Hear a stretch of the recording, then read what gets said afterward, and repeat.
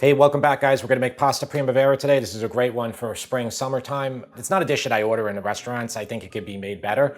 We're gonna do that today. Here's all the ingredients. Let's get into it right now.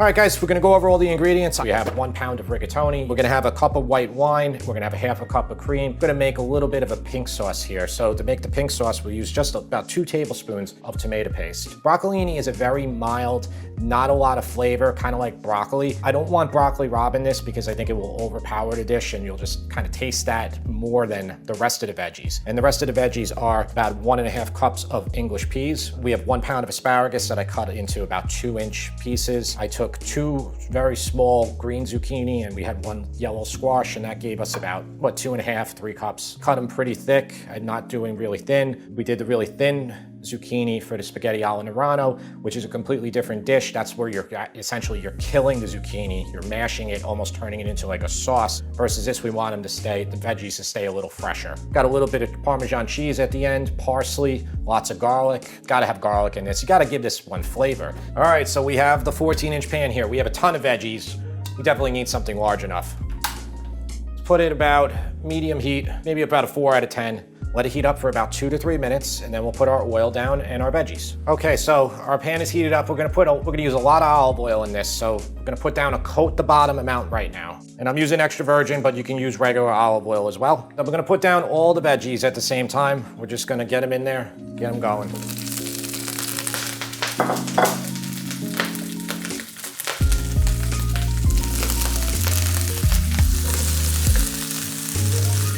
Now, if you have a much smaller pan than I do, you can do multiple veggies. And I am leaving the peas in until the end because they'll get too mushy. Let it sit undisturbed for a minute or 2, then we'll flip it around, get a little bit of color on these. All right, it's been about 2 minutes. Flip them.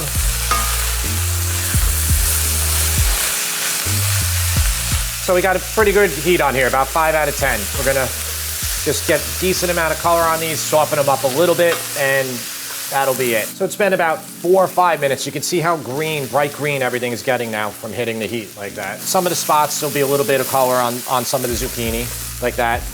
If you think you're running out of olive oil, if it's sucking it up, put a little bit more down. A lot of veggies we have here. Don't hold yourself to 3 tablespoons of olive oil or 4 or whatnot. Just use what it needs. Okay, and then what I'm going to do now is add the peas. So I didn't want to put them in right at the beginning. These are English peas.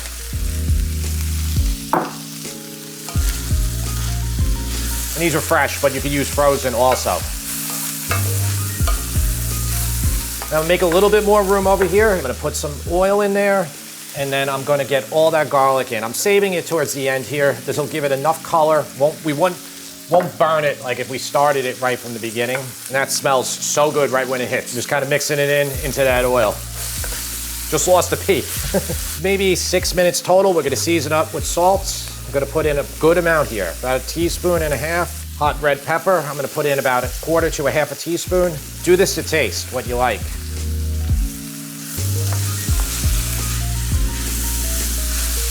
Those peas don't want to stay in here, you know?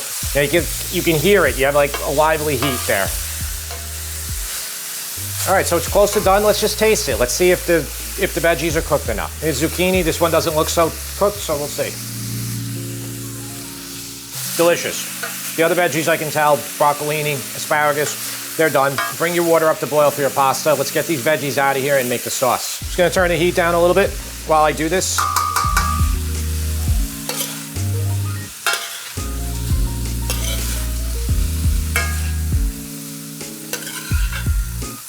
People always say, oh, why are you using those metal tongs or the metal spoon scratching your pan? This is the pan that you use these type of tools on, guys. You don't use these on non-stick.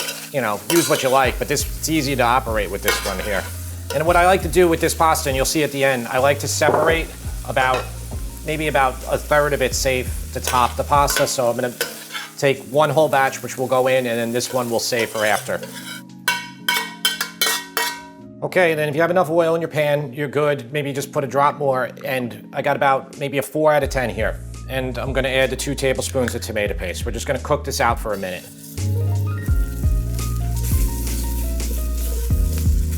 And this little bit, 2 tablespoons, will be enough to make this sauce a pink sauce instead of just a white sauce. Let's talk about today's sponsor, Ritual. I admit that I don't always have a perfect diet. I definitely indulge when it comes to food, and while I try to stay on top of my health, it's not always easy. So I rely on Ritual to help fill the gaps in my diet so I can make sure I'm getting the nutrients I need, like vitamins A and D, omega-3s, and zinc. I've taken other multivitamins before, but always wondered where some of those ingredients were coming from. With Ritual, there is no guessing because you can see exactly where they're sourcing their nutrients. I've been taking the Essential for Men for a few months now, but Ritual has vitamins for everyone, including women, adults 50 and over, pre and postnatal, and vitamins for teens and sugar-free gummies for kids. So guys, fill the gaps in your diet with Ritual, a small step that helps support a healthy foundation for your body. Ritual is offering 20% off your first month by going to ritual.com/sip20.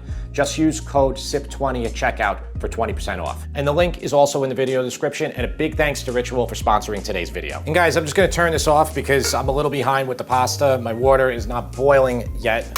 It will in a second though. And if you ever feel like that your timing is a little off, just take the pan off of the heat so you don't burn anything. As you can see how it's a little dark right here, but it'll be all right. If I leave it there too long, then it won't be good. Okay, it's fine right there, over there. And let's start boiling the pasta. 2 tablespoons of kosher salt. I'm using Morton's kosher salt. I feel the need to say this now because people were getting confused thinking I was using the really thick, big diamond kosher salt. Not using that type. We'll give this a stir for about a minute, and then we will wait a couple more minutes, and then we'll just make our sauce. So it's been a couple minutes. I'm gonna turn this back on now. So that paste has been cooking long enough. We're gonna put the wine in here, and we're gonna turn up the heat to high. Make sure you keep your head back so nothing happens to you. That was 1 cup of Sauvignon Blanc white wine. It's a dry white wine, but you could use other dry white wines, Chardonnay, Pinot Grigio. Just don't use anything with oak in it.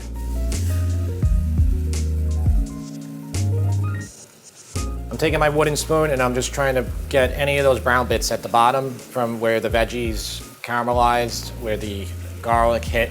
And I'm just gonna cook this out for about 2-3 minutes, just until it reduces by about half. If it doesn't reduce by half and it reduces by 60%, it will be fine too, you know? Or if it reduces by only 30%.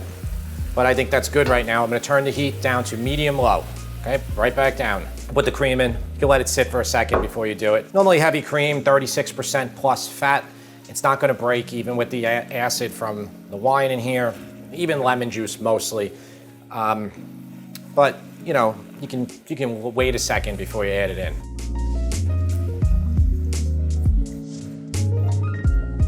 I have the one thing of veggies there just sitting uncovered. They're gonna go in the sauce. The other bit, that other third of it, I have covered just to keep them a little warm.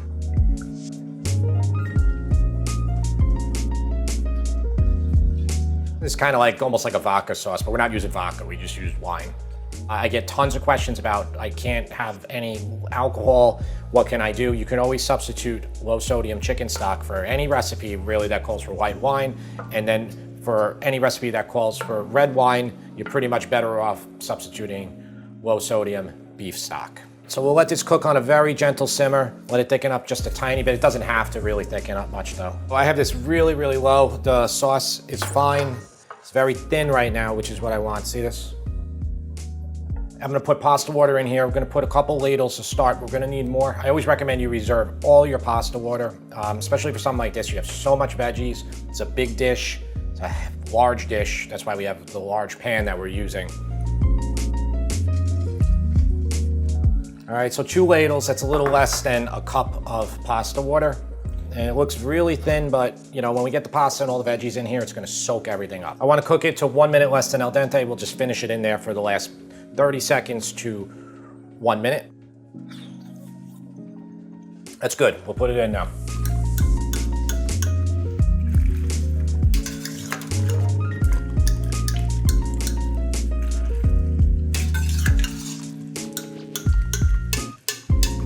You'll be, wondering, most of my sauces are a little thicker than this. It's fine this way. I don't want it to be super thick here.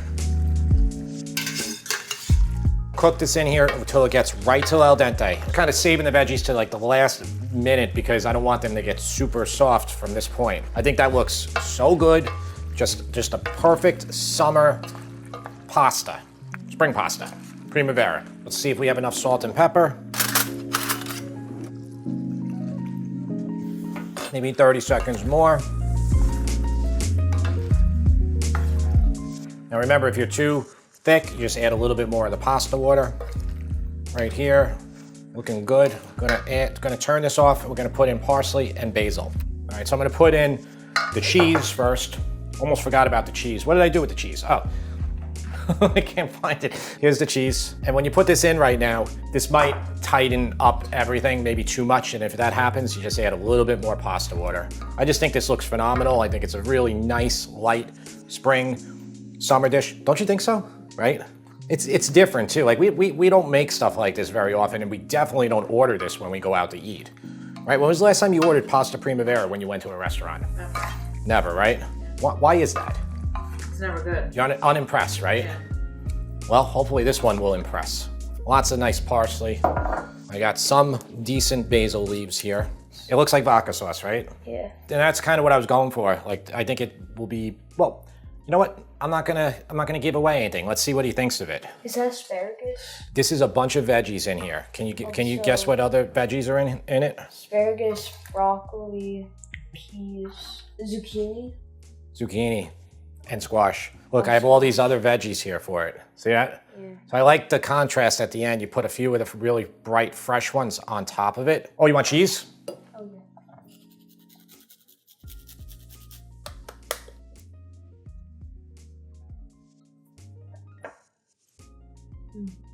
That's really good. Try the veggies too. Yeah, I did. What's good? What's bad about it? There's honestly nothing bad about it. What could be better? Like maybe a little bit more sauce. A little bit more sauce, right? Yeah. And that's the pasta water. You do it. Whenever I wait to get you down here and to do it, everything dries out. Whenever you make pasta, serve it immediately if you can, Or 9.5 out of 10. 9.5? Yeah. That's pretty good. I wasn't expecting it to be that good. I really like peas. Yeah, I love these They're peas. like one of my favorite. These are English peas. They're so good. Tara, these are amazing. Like, normally we buy the frozen peas, I think, which aren't the same.